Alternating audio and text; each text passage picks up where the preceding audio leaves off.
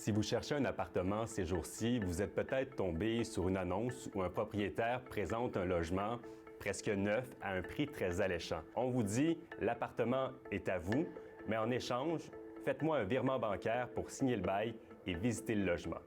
Eh bien, cette annonce-là est peut-être complètement fausse, c'est une fraude, et récemment, il y a des citoyens de Saint-Jean-sur-Richelieu qui en ont été victimes. C'est un faux locataire qui prend des informations sur un site d'un logement à louer ou un condo, souvent à vendre. Donc, on va faire tout simplement un copier-coller des images et des descriptions pour relancer sur un nouveau site. Il y a des fois, les adresses existent vraiment et les locataires ou propriétaires qui sont à l'adresse ne sont pas au courant que leur logement est mis en location. Souvent, il y a un lien qui va s'installer rapidement entre le locataire et le faux locataire qui va demander une avance, un dépôt. Nouveau Info a obtenu des données du Centre antifraude du Canada. L'an dernier, l'organisme a reçu plus de 450 signalements pour de fausses annonces de location.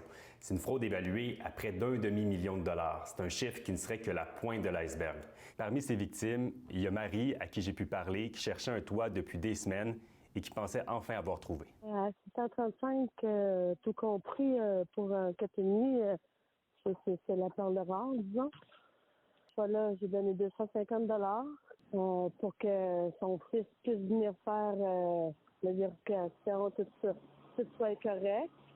Je me suis présentée, le monsieur ne s'est pas présenté, j'ai appelé et le numéro était bloqué. Vous en pensez quoi des gens qui agissent comme ça?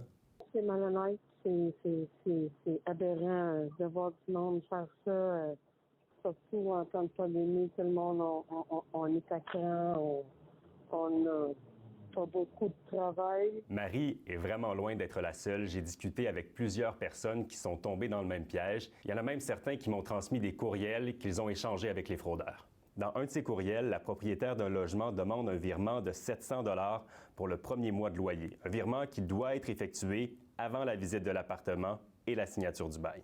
Est-ce que selon toi, ça veut dire qu'il y a un certain problème en ce moment sur le marché locatif qui pourrait expliquer que des fraudes comme celle-là surviennent?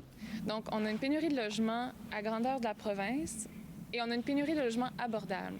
On est peut-être prêt à aller vite en affaires parce qu'on se dit, mon Dieu, dans 10 minutes, il va être parti, ce logement-là. Il y a un phénomène d'urgence. C'est une course à obstacles, en fait, d'avoir accès à un logement, de trouver un logement qui correspond à nos besoins. Comment est-ce qu'on peut se protéger de ce genre de fraude-là?